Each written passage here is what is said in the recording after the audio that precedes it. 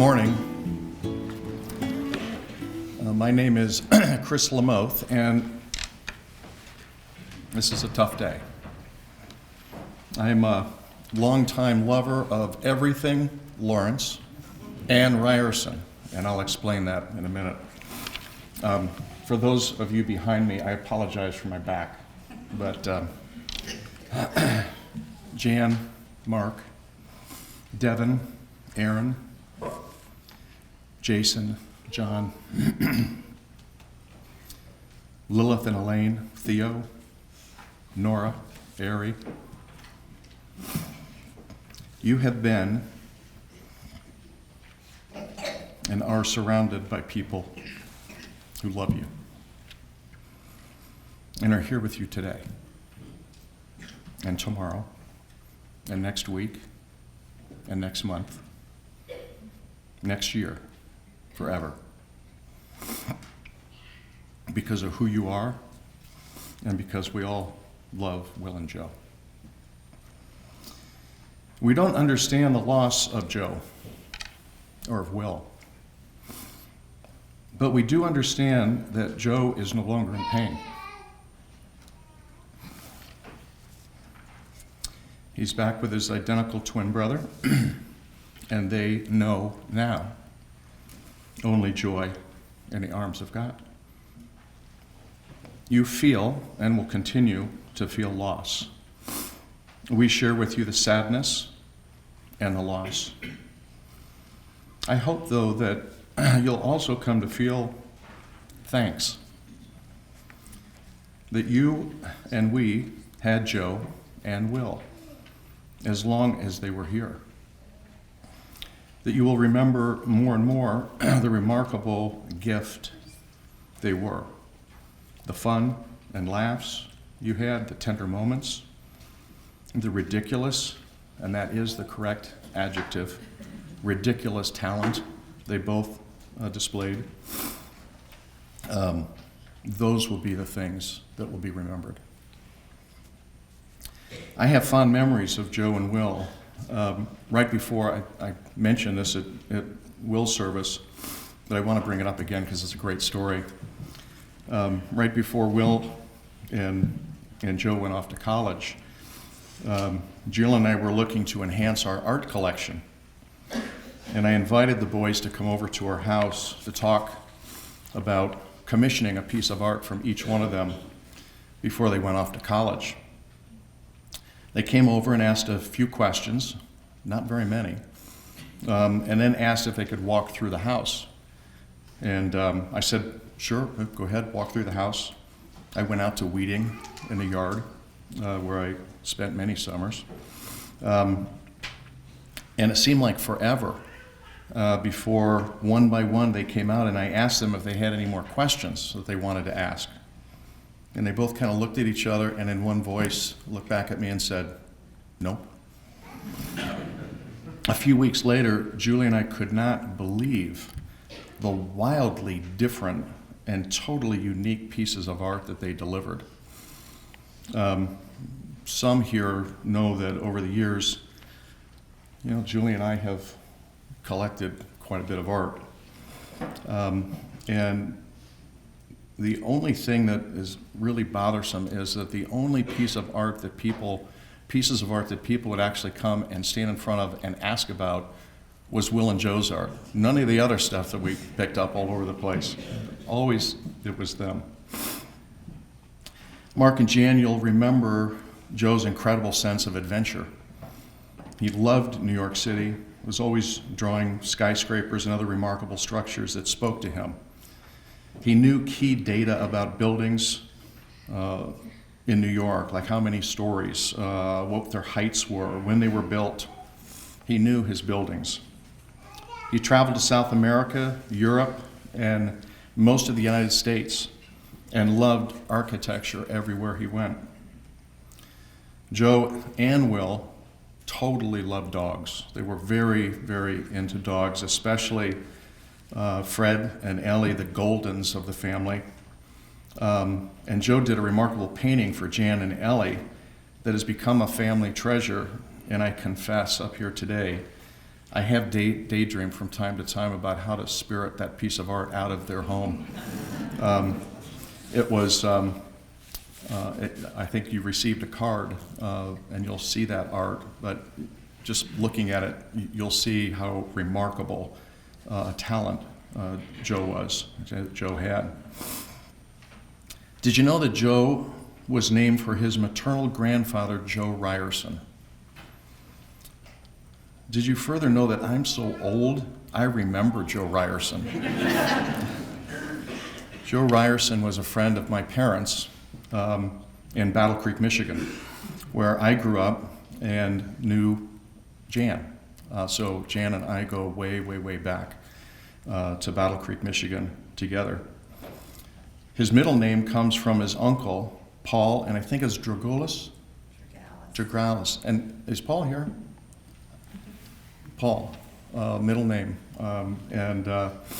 So Joseph Paul was named for some remarkable people.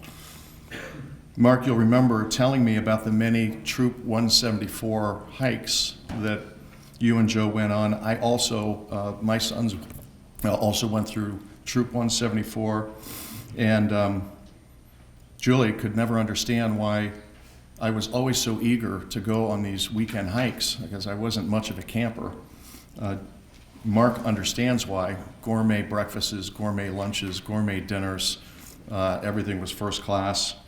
But Mark did quite a few things with both boys, with Troop 174. And I remember Mark telling me about one canoe trip in particular up in Canada, where the boys were about 13 or so, and they were doing a week of canoeing.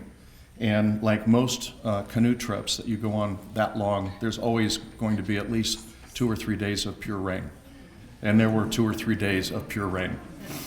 And one night, Mark, you set up camp at Louisa Falls, and your tent mate was Joe. And all you could do was sleep, eat, and talk in the tent. And you've said that was one of the best experiences you've ever had. The lesson you shared with the boys and carried on was, it's just water, and that came up often.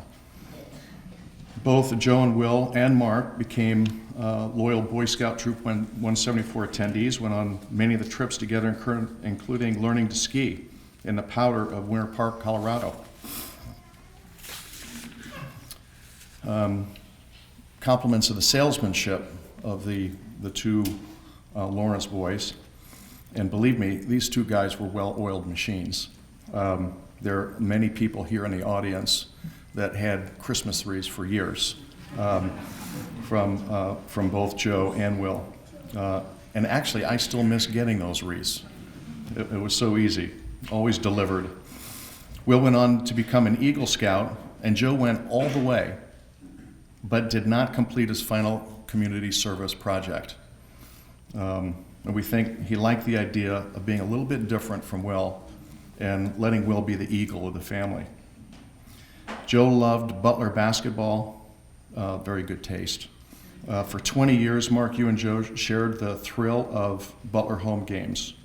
And many of you would wonder, this fine architect, this lover of buildings, what was his favorite building? Hinkle Fieldhouse. So he did have good taste. We all know of Joe's truly amazing gifts and talents. You will hear more of these as you hear from wonderful friends of Joe's and the Lawrences who will share their thoughts with you. Good morning. My name is Greg Jacoby. I'm one of the partners at Brownie Day, Mullins, and Deerdorf. Joe was part of the Lawrence family, but Joe also was part of our work family. I also knew Joe from his time in scouting at Troop 174. To this day, I still can't tell Joe or Will apart. You never knew who you were talking to, and one of them came and talked to me, and they said this, and I actually think Joe did get his Eagle Scout. Will just did 2 projects. But we couldn't figure it out, so we wouldn't admit it. Joe was an architect and designer with my company. He created a number of design and renderings for many of the projects that we're completing right now. It's no surprise if you knew Joe that he was an introvert. The joke in our company is that Joe would work on maybe 15 or 20 projects a year and say about as many words. A typical conversation with Joe would be, "Hey Joe, how was your weekend?" "It was good." And then you get the little smile. Joe was extremely efficient with words. But the introvert is very common in architecture, and we knew how to embrace it, and we understood it. Joe came to us with the skills of an artist, the mind of an architect, and a passion for design. Joe spoke to us not with words. His other mediums were what he used. He was an observer of light, detail, shape, and function. Typically, we'd go to Joe and say, "Hey, we need a couple of ideas for a project," and he'd deliver back 3 or 4 ideas, all of them taking a look at some kind of a material or a building shape in a very unique way. It was very much like his art. Joe was an observer. He just sat back and saw what we did, and then put it into his art or put it into his architecture. Joe could step out of that introvert. One story we have is that Joe and a project manager were to go to a project and present a design down at Lilly. At the last minute, the project manager got called to another meeting or something happened, and he called Joe and said, "Joe, I need you to go down and take this meeting." And we're all knowing, Joe's, we're not sure how this is going to go, but we'll find out. So Joe went in and presented his designs at the meeting to a bunch of little executives. And then about a week later, it happened again. And so we knew about it a little earlier, and we called down and said, "Hey, is it okay if Joe comes down?" I said, "Oh yeah, send Joe down, it's great. He did a great job, we love him, send him on back down. He's really, he did a great job." We're talking about Joe Lawrance, right? So he could step out if he wanted to, and it was very helpful. He was concerned with others. One time in our office, a young lady got sick, and couldn't get her work done. She was working with Joe on a team, and he just stepped in and finished it all for her. Every week at our office, we give up an award called Above and Beyond. It's voted on by the staff. There's not a lot of technology involved in this. You just nominate somebody and you vote. It's really straightforward. And Joe won it a number of times. This last week, the staff gave it to Joe again, and one of our staff members, Mark Beer, wrote this. "Thank you, Joe, for the time you spent here with us, the memories you created with those around you. Thank you for your sense of humor and quick wit that made us smile and laugh. Thank you for the creativity, passion, and life that are so evident in the work you created and left behind. You were very dearly missed." Yeah, Joe's gonna be missed, but he's not gone. His work is here with us in his art. His work is here with us in his architecture.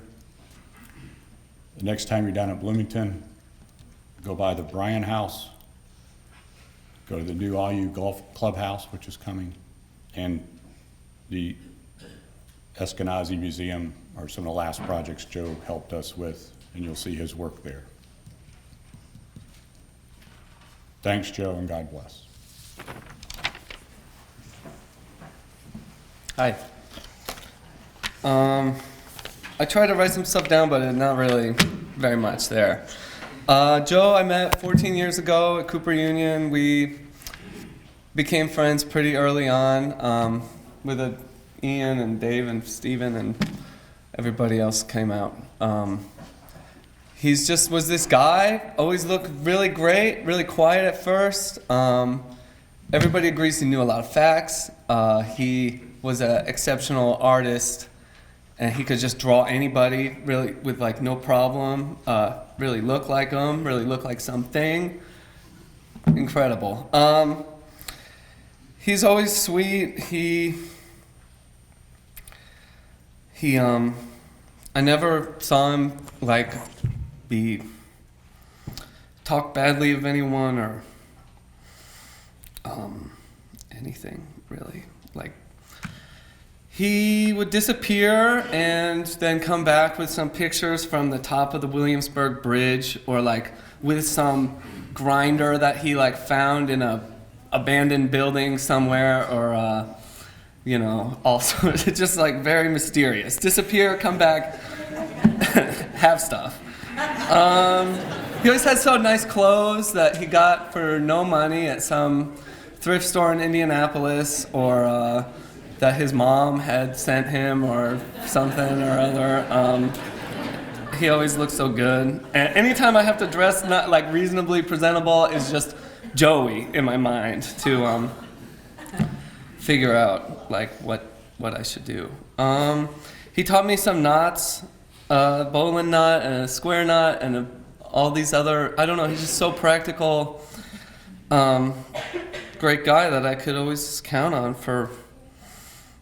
to tell me what's what. So it's gonna be sad really to not have that anymore. And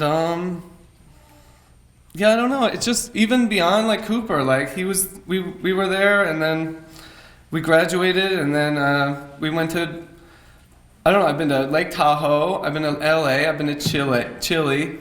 I've been to India a bunch of times. Joe came to St. Louis and spent time with me a lot. We played disc golf. Went camping.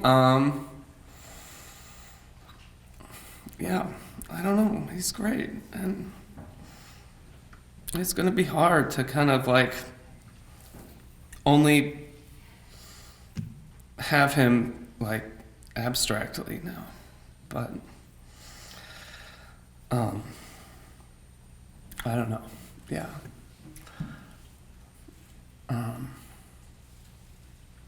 My family really liked Joey a lot. He'd come out,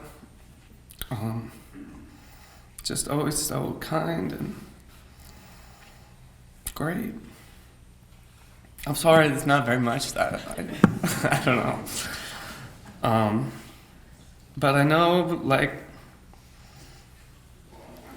I don't know. I know he would have loved to see everybody, like, from Cooper come out, and it's just sad that like he's not here to hang out and like joke around and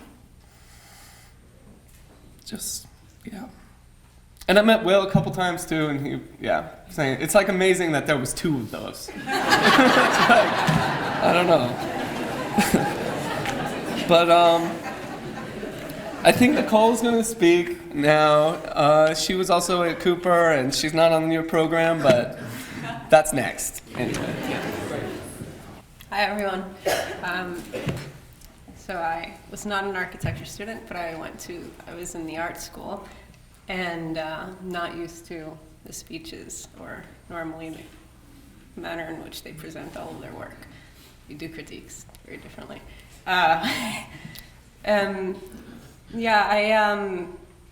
Thanks Chris.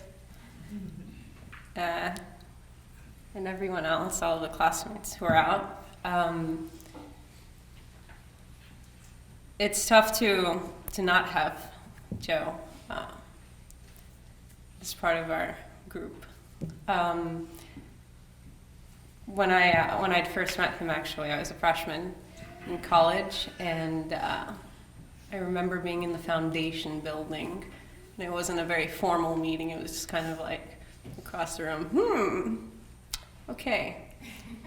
He'd have this smile on his face, a very beautiful smile. And the funny thing is that I don't think that, at least on a personal level, that everyone kind of leaves that impression or impact on you when you first meet them. So it wasn't a very formal meeting. And that's kind of the way that a lot of the interactions before I actually ended up living with him went. So it was a real privilege to have that kind of essence of a person and be impressed that way. But let's see, a few of the things that Joe did, I think, a few times that he came to New York after Cooper, it's like he could, I remember meeting him and being on 34th Street and being like half a block away from the train station that I got off of. I'm looking around, he's like, oh, I'm across the street. Can't see him whatsoever. And the next thing I know, he's like right next to me. wait, where did you come from? Like, how come I didn't see you? You said you could see me, but where were you?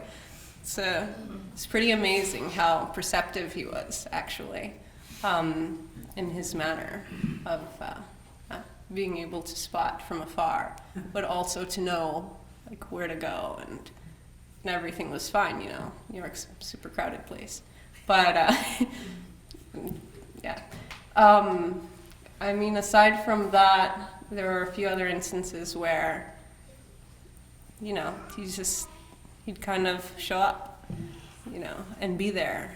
And so he was a very comfortable person without having to say or speak very much. And I think that that's, like that was extremely attractive about him as a person, was that he gave us that opportunity, I think. I didn't have too many friends over there. I had very limited group of, you know, fewer of us together. So it was lovely to have, be a part of someone who actually created that mental space for everyone, which is what Joe was actually for me. And I think for a lot of the other guys over here as well. So, yeah, he's a calm guy, wonderful person. You know, I'm not sure what more to say about him, actually, but I think further into the future, I definitely know, I always had this fantasy that I would come out to Indianapolis and, you know, like we had done in New York, we'd always had the opportunity to see each other and exchange ideas. Joe was ridiculously talented. Like, yeah, when I first found out that he was an architect, I'm like, architect? Why'd you go to architecture school? Like, sorry, I know you're bright, but, you know, like, his drawings are pretty incredible or remarkable as far as different mark-making types go, and color, perception, depth. Yeah, he was able to do a lot, to say the least, I guess. And yeah, sometimes I wish he had shared a little more of his work, but yeah. So thank you very much. And I'm Basil Smotherman. I'm art department chairman at North Central High School. And Vicki and I have come to the podium together, and she's going to speak after me. I'm just going to go off script here a little bit. I was thinking about the last speaker, and he said until this day he couldn't tell them apart. Well, in my text here, I might be thinking that I'm talking about Joe, but it may actually be Will. And I can just remember these little guys because for a number of years I coached at North Central High School, and we would have basketball camp. And as Vicki and I were talking, these were some of my earliest memories of these little guys. They were probably, I want to say, 9 or 10 at that time. And we would have about 150 9 and 10-year-olds. So, you know, when you have basketball camp and it starts at 9 o'clock, most parents drop them off at 8:30. If that tells you anything. But that's how I got to meet these little guys. And so it's really hard for me also to not sometimes talk about one without mentioning the other.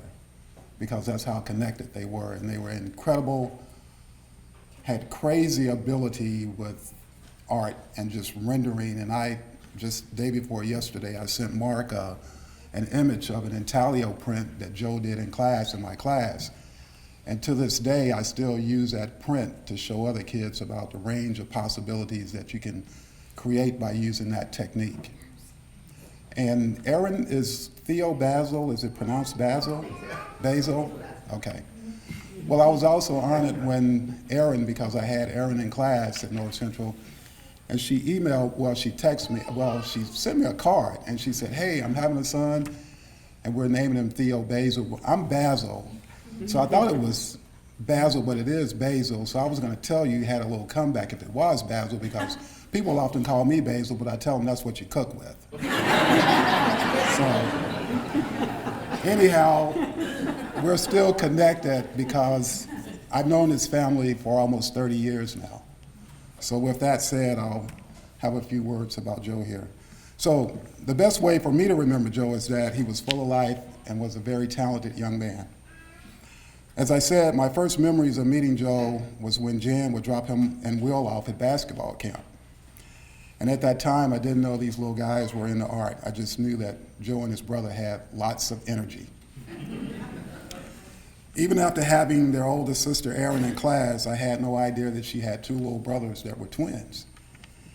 And it wasn't until those days of basketball camp that I began to know Joe and his brother. And as I said, it's kind of hard for me not to mention one without mentioning the other. And like Will and Joe, most of those 9-year-olds had a lot of fun in camp. They were energetic and they had fun. I mean, when they hit the door, it was on. They just wanted to have fun. However, there was one problem when it came to the twins. That was that the coaching staff couldn't tell them apart. And during free time, kids loved to climb the bleachers. Those bleachers were like a giant monkey bar.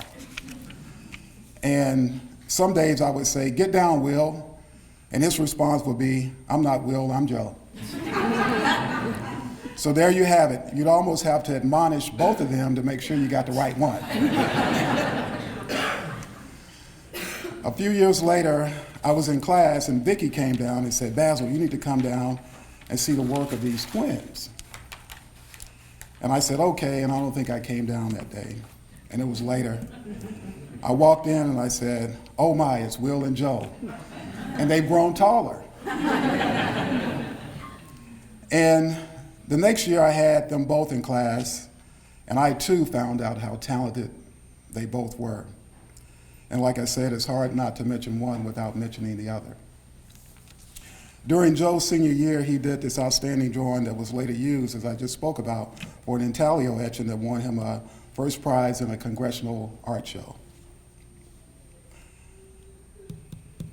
I'll always remember Joe as being one of the most talented kids I had the honor of having in my classes. I was saddened over the news of Joe's untimely death, and there are really no words to describe the sadness this family is feeling with the loss of their loved one. And with that, it is with a heavy heart that I pass along my sympathy to Mark and Jan, Devin, Aaron, and the entire Lawrence family. And I just want to say thanks, Joe, for being a good person. Well, Basil told you who I was, but my name is Vicki Ayers Benson. We've been teaching together at North Central. Well, this is my 24th year, so we've had a lot of time together. And so I want to share with you some of what I knew about Joe as an artist and a student at North Central, because I knew him better than anyone, I think, during those times. Between the two of them, and like Basil, they're so entwined, and yet they're not, because I had Joe first. But between the two of them, they took 17 art classes at North Central, and I had them 11. And I think, if I remember correctly, I actually had Joe 7 times as an official student, not counting the student helper periods and all the other times that he spent in my classroom. So I was just super, super lucky, and I want to thank the Lawrence family for sharing these talented, beautiful young men with me. As a teacher, it's such an honor to get to know, many great students over the years, but there's some that just kind of stand out. And that time period has always been kind of encapsulated for me because there was such a fabulous group of students that were together. They were like a family. Joe was part of my first AP art class and my second. And so, I got to know him quite well.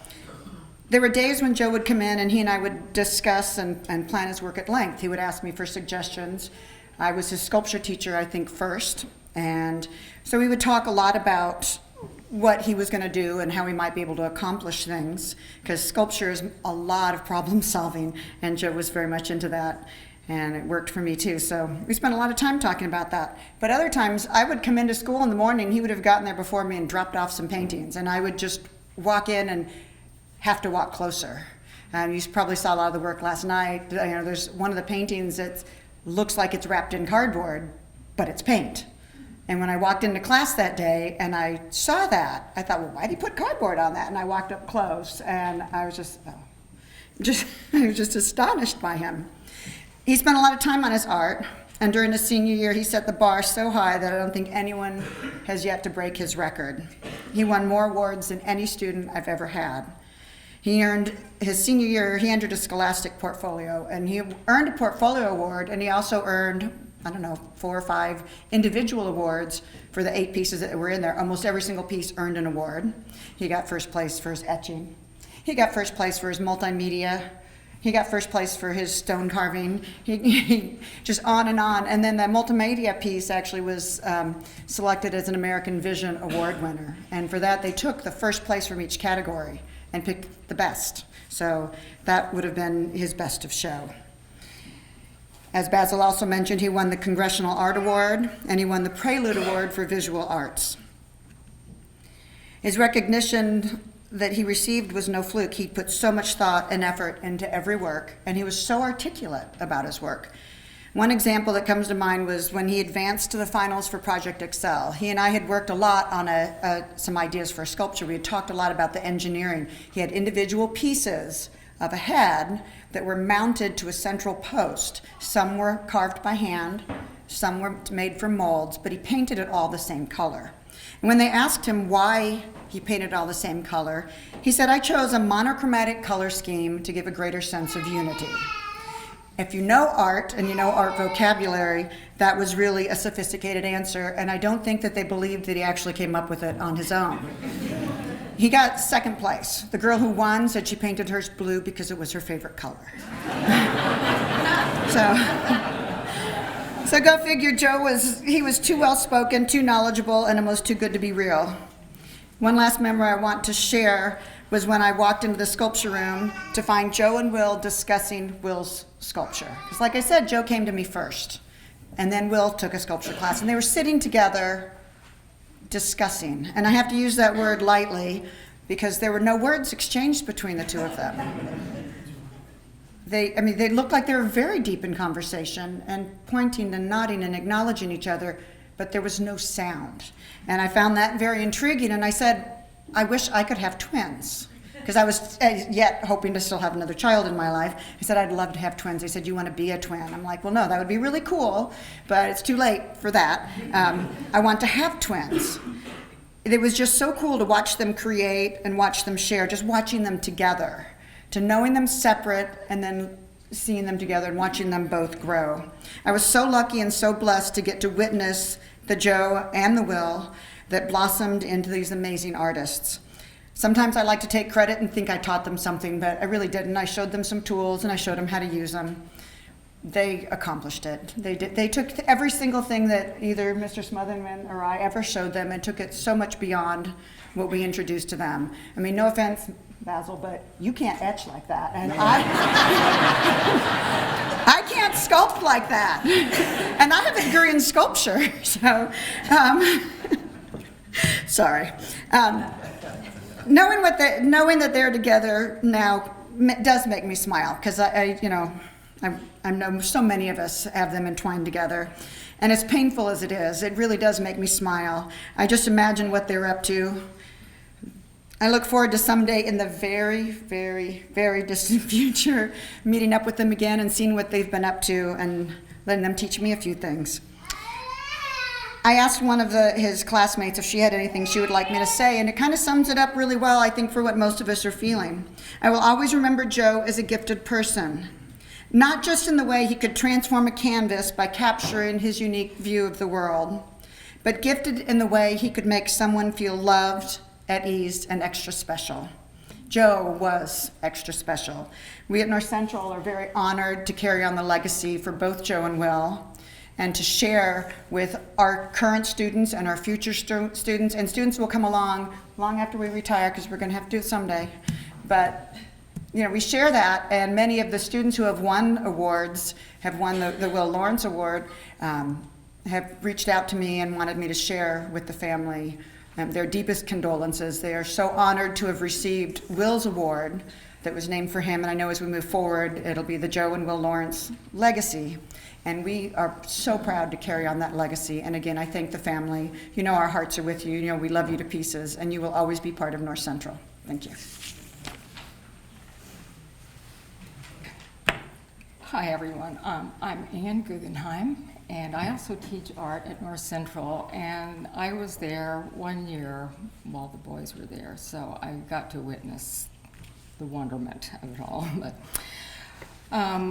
I go back a little bit farther than those two, but the first time I saw Joe was in 1986, and this was the year that our son Michael was born, and in the spring that we just moved into our house. I was out in the driveway, and I looked down, I saw this beautiful couple with this stroller, this double stroller, and these two little fellas in it with their hair. They had the fluffiest, like, duckling hair, just blowing in the wind. And I was like, oh my God, stop. I had to meet them. I just had to meet them. So that was the first time I met them, and it wasn't until a few years later then that I ran into Jan at the NARA PTO, and we were mothers there together, and I don't know, I mean, if you know Jan, you know you want to hang out with her because she is just so much fun. And so we were really involved in the PTO together, and we found out we were both families going to Washington, D.C. for spring break. So we met up there in Washington, D.C., and it was a great time. I really think that was the first time that our kids and theirs just got to spend all this time together. So we're walking through the streets of Washington, D.C. Mark and John have a tourist map in their hand.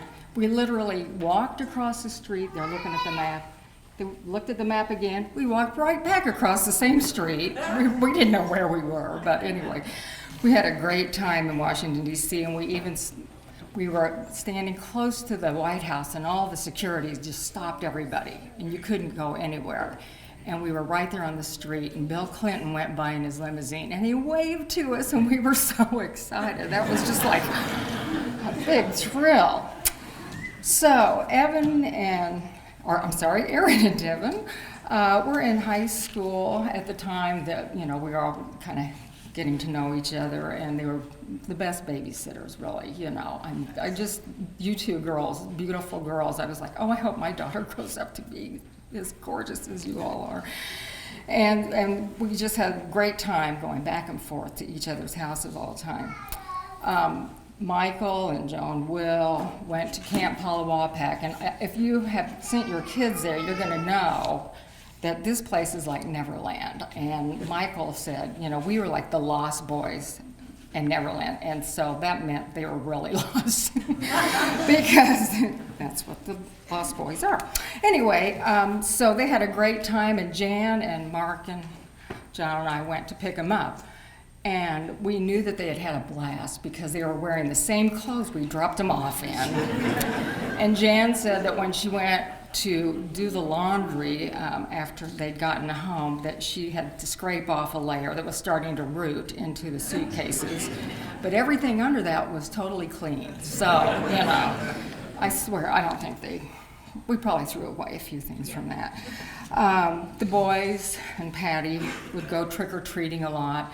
And they didn't have cute little trick-or-treat bags. They had they had their pillowcases. So they were really long, and by the time they came home, they were just packed with candy.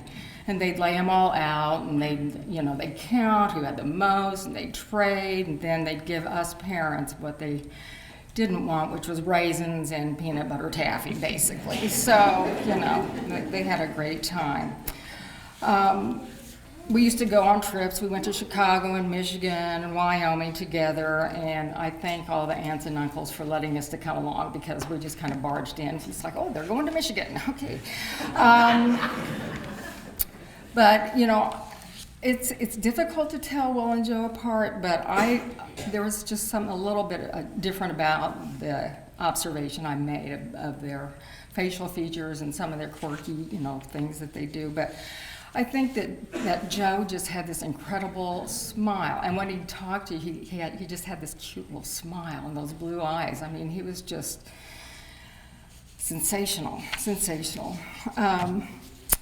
And then as time rolled on, Mark and Jan moved away from closer to our neighborhood to Lake Maxon-Hall, and then the boys went to a different middle school than our kids, and everybody started making new friends, as kids do when they go to school. And so we kind of caught back up with the boys, or as their friendship was, in high school.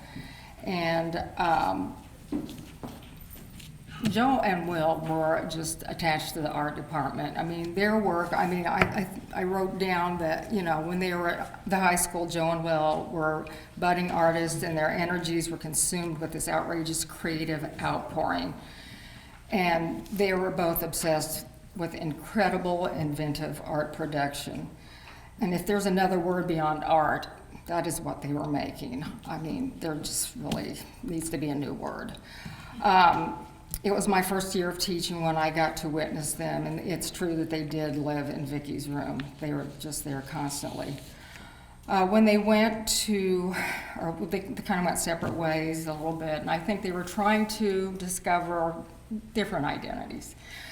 And I really think that was really the start of some difficulty for Joe. But when I met his friends from Cooper Union, I was just really amazed, and it really kind of helped put this piece of the puzzle together of that time of his life.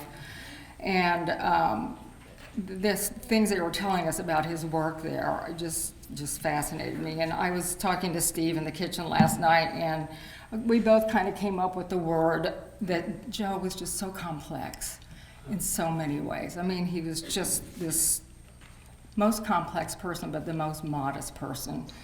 You would never hear him bragging. You basically hardly ever knew that he did this fabulous thing. And it's just like, oh God, I wish I had some of those cute models. And I mean, he just made incredible things. But I think the separation from Will at that time was tough. And even though he may have not outwardly shared it, I just think it was just kind of tough. And when he lost Will, he said that I feel like half of me is missing. And that was very profound. So Joe and our son Michael rekindled their friendship, and after Will had passed, Joe and Michael spent quite a bit of time together, and Michael said that he and Joe had very similar likes, and they do things that maybe some of their other friends thought were a little quirky and wouldn't go along with, but they were like the two bachelors, still bachelors, in their early 30s. So I think one of the coolest things they did last summer was they were riding their bikes through Pogues Run Tunnel. And I don't know if everybody knows what that is, but it's kind of a remote location. And they had a graffiti that they sprayed on the wall of Reggie Miller, and he was doing his choke thing, and they wrote choke under it. So if you get down to Pogues Run Tunnel, check it out. They played Frisbee golf, and they would go on photography shooting episodes, and they'd go downtown at night and take pictures of the city lights, and they just had a really unique relationship. And I really know that Michael's heart is really aching. So Joe was a very gentle-natured man, just like Michael is. But last night, there were so many people here, and the number of facets in Joe's life were represented last night and today. I mean, it's just amazing how many people are here to show the love. And the amount of love for Joe and the Lawrence family is an amazing positive power. And Joe Lawrence is one of the most special young men we have ever known, and we were fortunate to know him. And he was a genius, sweet, handsome, had the cutest smile, and he was always sincere. He was a fabulous son, brother, uncle, nephew, cousin, co-worker, and friend, and the love of Joe's family is infinite. Mark, Jan, Aaron, and Devin, all of them were always there to help him when he was hurting, and no one should feel guilt or think that there was anything you could have said or done to keep Joe from wanting to be with Will. He knew this act was going to hurt the ones he loved, but the pull to be with Will was too strong. And I was watching an old movie the other day. I love the Turner Classics, but Mrs. Miniver was on. And there was one thing she said that really struck me, and she said, dying is easy, it's living that is difficult. And I think that was the truth for Joe. So the spirit of those two beautiful identical twins is together again, and they are at peace, and so we should find comfort in knowing that. And I love you. Oh.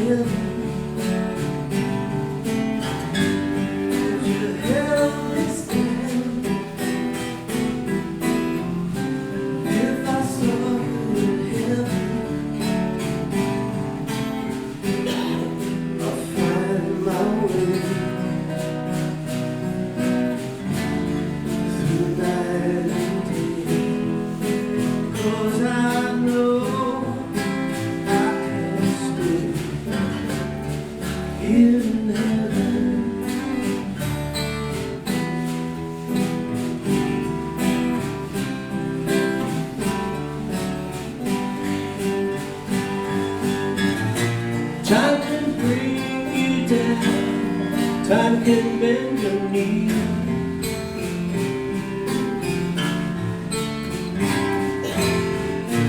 Time can break your heart, have you beg and please, beg and please.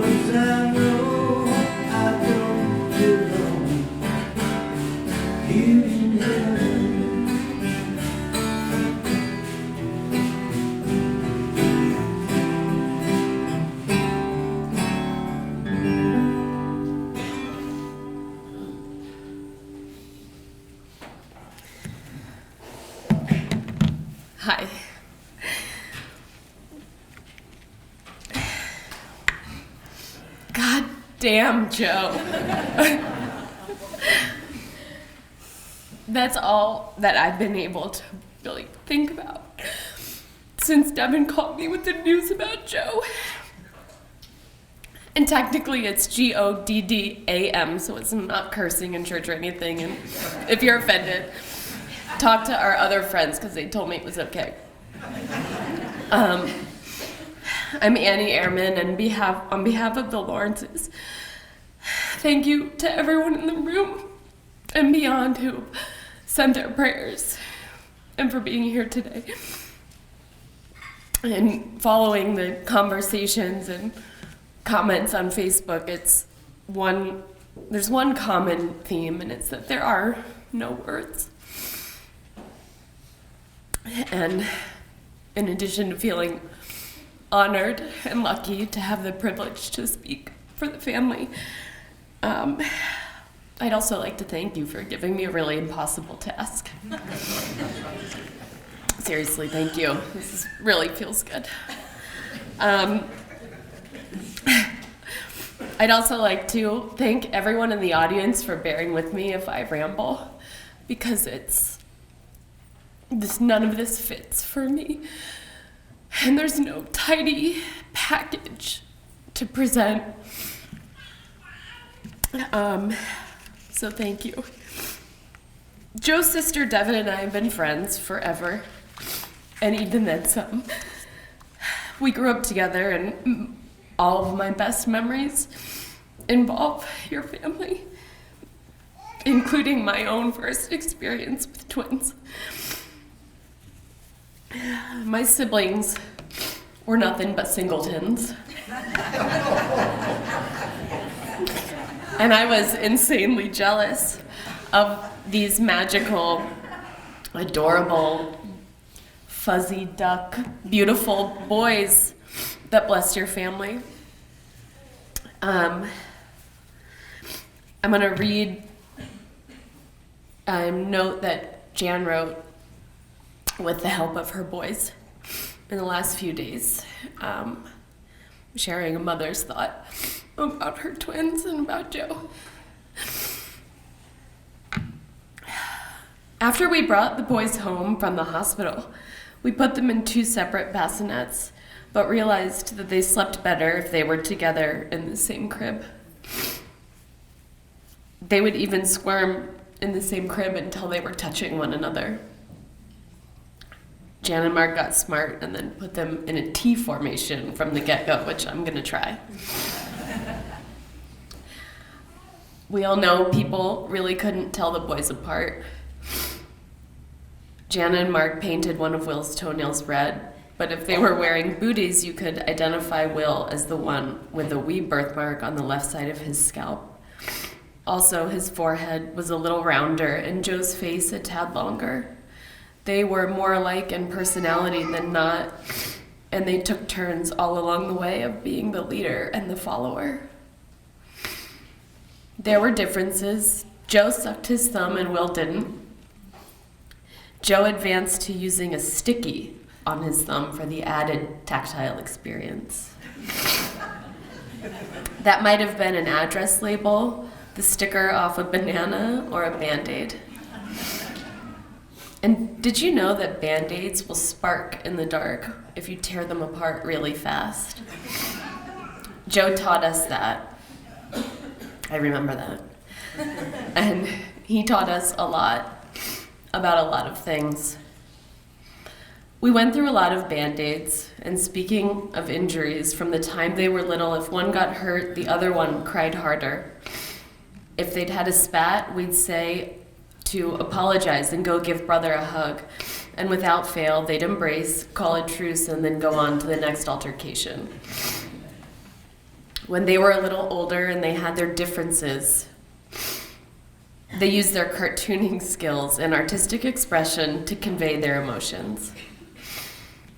You may remember me. Joe insulted Will by creating the character Mr. Geography.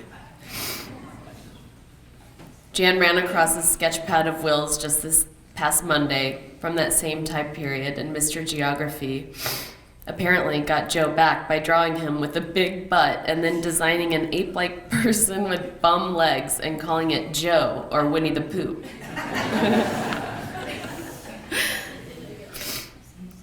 The family dogs were a central part of their lives. First came Fred, a gnawbone camp dog.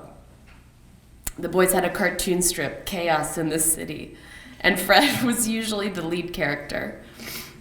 The boys were typically very quiet and polite. They didn't roughhouse as you might expect two boys to. And "oh my dog" was one of their favorite expressions.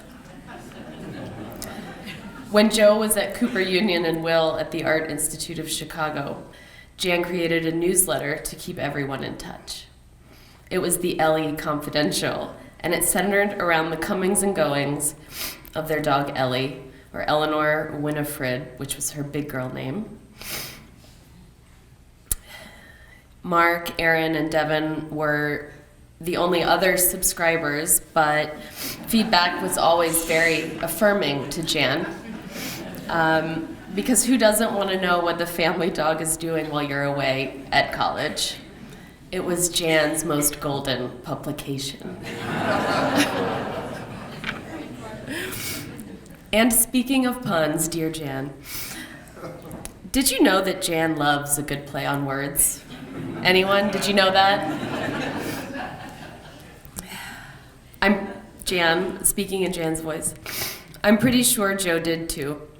I could tell the degree of or ranking of the favor or score by how big he smiled and how deep his dimple on the right side of his face contoured. He humored me by engaging in pun-offs.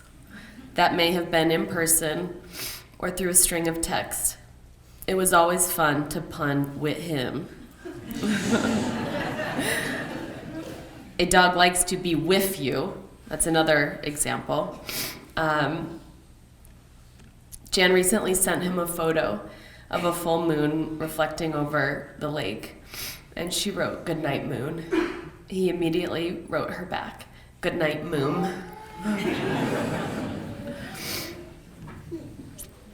Last summer, when Jan and Mark had everyone over for Sunday Fun Day, Jan thought she heard them ask if she remembered the elastic clips, which confused her.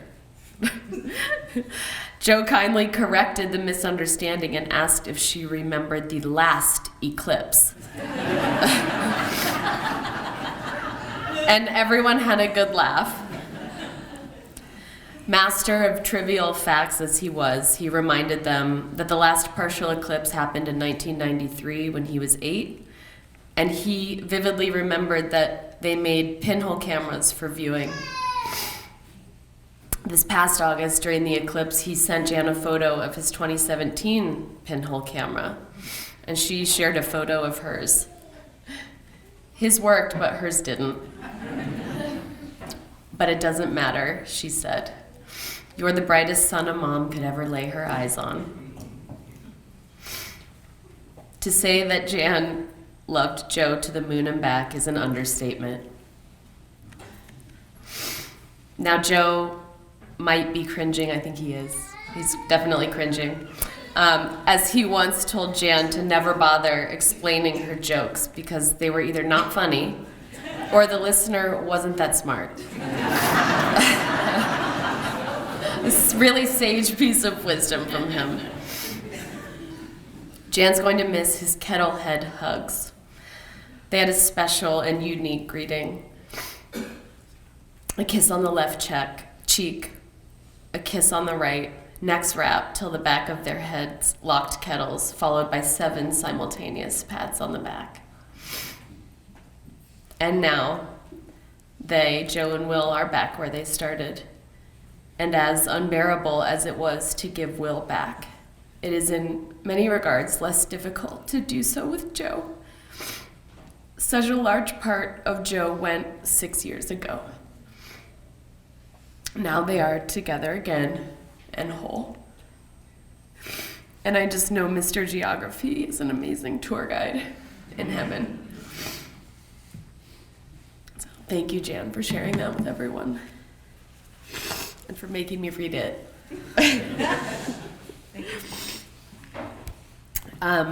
So I'm going to try not to ramble, but it's important that I share a lot of the stories and thoughts that the family shared with me for today. So I want to go back a little bit and just say that,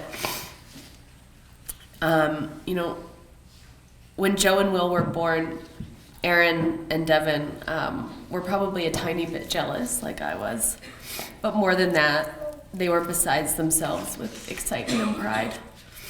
Aaron remembers waking up and finding a neighbor there instead of her parents, and she soon learned that she was the proud sister of brothers.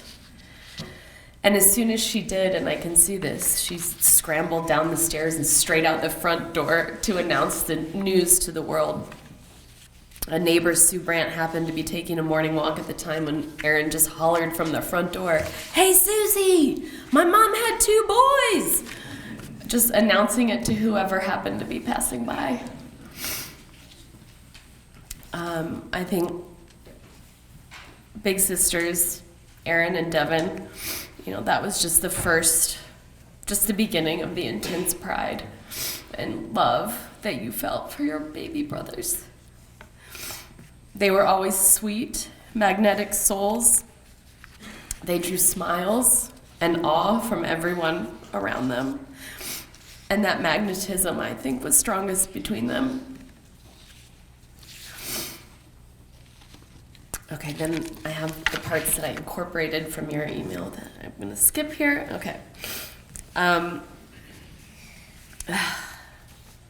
guess at this point it feels strange. I have to comment that it feels so strange that, Joe, we told these same stories at your brother's memorial.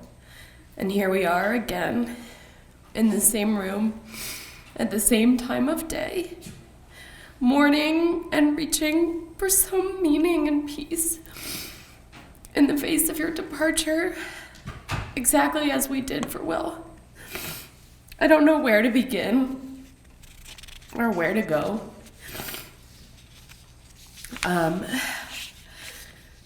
But I will share some of the words that every one of his family members and friends kind of laid out as his defining sort of characteristics. Joe was funny.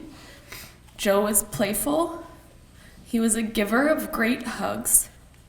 He was a dog lover, and he was gifted. It feels so strange to use these words to describe someone who lived in a lot of darkness. No one talks about Joe, as you've seen this morning, without mentioning his sense of humor. Jan, Devin, Mark, Aaron are truly the funniest people I know. And Joe, like Will, was funny too, though his humor was quieter and more subtle than the rest of his family's. Jan, Lawrence.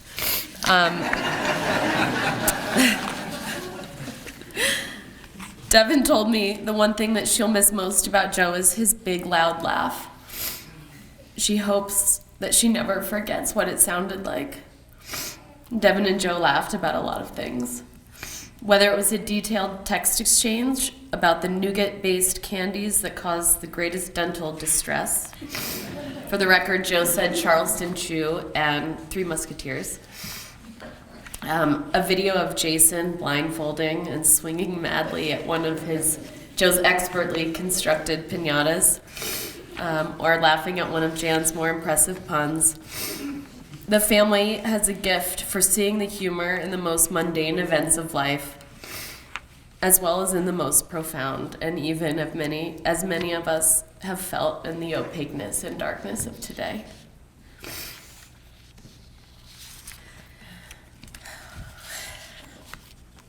Perhaps, let's see.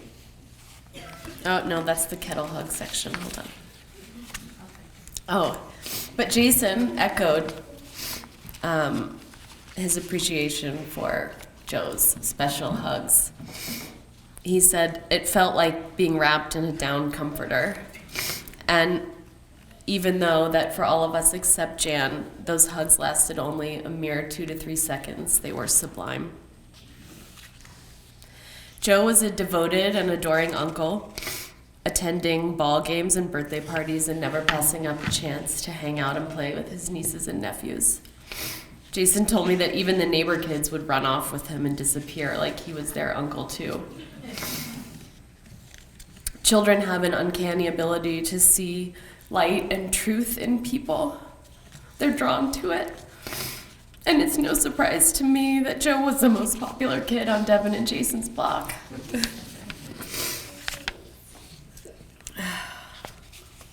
Again, goddamn Joe, like I don't understand. None of this really makes sense to me. And how a person with so much goodness and the family that gave it to him is going through this. I think there are a lot of obvious and go-to explanations that we might think about at a time like this. Maybe someone couldn't escape the circumstances of his birth, or maybe they chose to reject them. And isn't death supposed to be a great teacher? We're all supposed to face it and learn very profound, big things. And that the people who go before us, in fact, give us the greatest gift by giving us those lessons. I can't accept that today. None of those explanations feel right. The circumstances of Joe's birth were extraordinary, and he embraced them. No higher power would ask a family as loving as the Lawrences to learn these lessons twice. Your home is always full of light and happy sounds. And I always remember that there were so many of you, but each of you had a special place and fit together like a jigsaw puzzle that created a really beautiful picture. The idea that Joe, and by extension Will, have left us in order to teach us something. No. I don't need any more learning. I'm certain Jan and Mark are done. And the rest of the family were A students. So, what? Like, instead of turning to the Bible or to Oprah, I looked to the omnipotent source, which for me is Google. So why did this happen? Google it. Several months ago, a friend of mine introduced me to the concept of soul contracts. And it has only been within that sort of framework that I've been able to sort of try to untangle the knotted existence of Joe and Will. So a soul contract, according to Google, is basically that a soul agrees to a few things before it enters the world. He agrees to his specific life purpose and the list of lessons that he is meant to learn in this lifetime. It includes the family that you're born into, the friends and acquaintances you make, and even the pets that you have. They are specifically chosen and placed in your life as a part of the purpose and work that you are to do.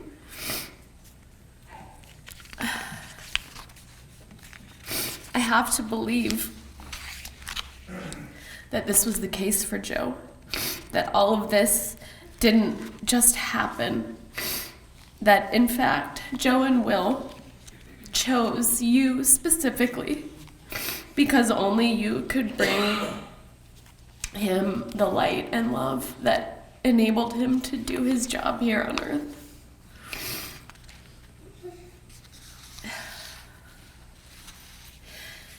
Part of a soul contract, too, is that somewhere deep in the recesses of your mind, you know what your life is for and what it will be. And I think Joe and Will knew, and I think that because of their art, they knew that their lives would be beautiful, but not easy. And what they were able to leave behind through their art is the beauty and a real pathway into their minds and souls that's always there for you.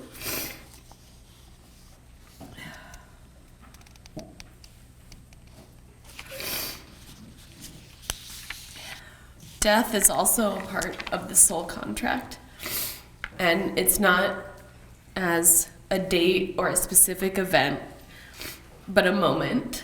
And it's the moment that you realize whatever it is you needed to do to move into spirit form or the higher place that you believe in has been done. Your contract has been fulfilled, and you have experienced unconditional love. For some, the darkest place is just the beginning of the brightest light, and I think that's true for Joe and Will.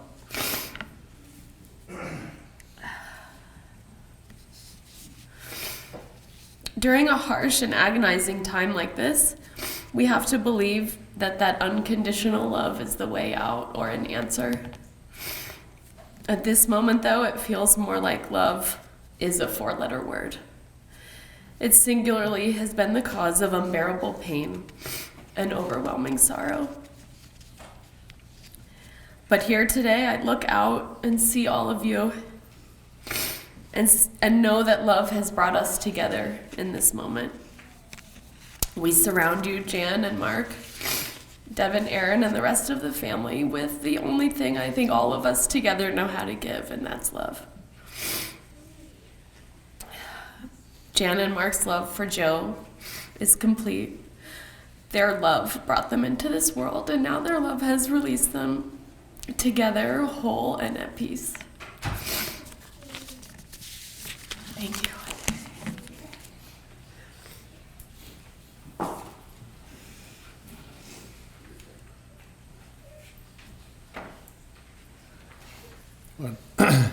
What wonderful stories, comments, music, fabulous remembrances. Joe was a remarkable guy, a gentle, caring, and deep guy. So was his brother Will. They left us too early, but have left us with so many gifts, so many memories. In February, I had the privilege of attending the National Prayer Breakfast as a member of the Indiana delegation. It was a 3-day event. It was one of the most remarkable experiences, incredible speakers, really deep, thoughtful environment. I've never experienced anything like it. And on the final note, the keynote speaker was a Christian evangelist, Rick Warren, and I'm sure many of you know that name. He's written, I don't even know how many books, has radio and TV. He and his wife started their ministry at her kitchen table, and it has grown into a worldwide church, including outposts in countries where Christianity is not encouraged or is even forbidden. He's a remarkable speaker, a powerful speaker. His speech was about the strongest man he'd ever met, his son Matthew. Matthew committed suicide after struggling with mental illness and depression for years. He spoke of his son coming to him several years before he had committed suicide, telling his father that he couldn't take the pain anymore, that he wanted to live with God. Rick Warren said, "My son struggled on for another 10 years under the undescribable pain he felt every day."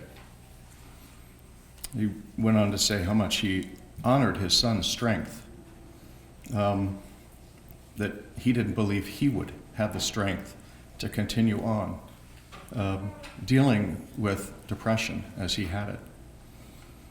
And I think about that a lot. For the last year with Will and now with Joe, As I mentioned earlier, we don't understand, we have no comprehension. As Annie said, there's no understanding of this, of depression and the pain that people feel in this world. But I see Will and Joe as very strong men. I think we should remember them as very, very strong men. And I'd leave you with some truths. At least they're my truths. God is alive. God creates perfect souls. And Joe and Will were perfect and gifted souls. We live in a fallen and imperfect world that challenges all of us. And Joe and Will are together again. And they know nothing but joy because they're back with their perfect Creator.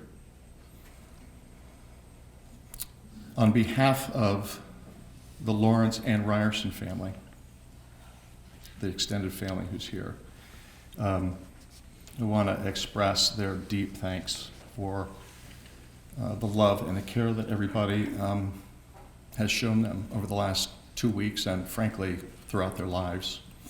We are privileged to be your friends and your acquaintances.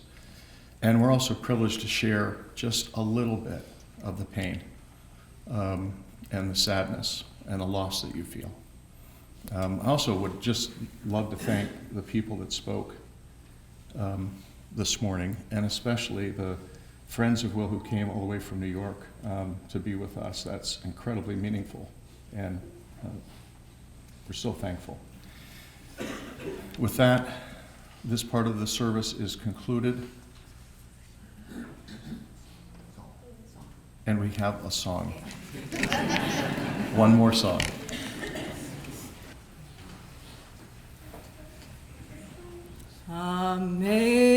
Amazing grace, how sweet the sound that saved a wretch like me. I once was lost, but now I'm found, was blind, but now I see. 'Twas grace that taught my heart to fear, and grace my fears relieved. How precious did that grace appear the hour I first believed. Through many dangers, toils, and snares, we have already come. 'Twas grace hath brought me safe thus far, and grace will lead me home. Amazing grace, how sweet the sound that saved a wretch like me.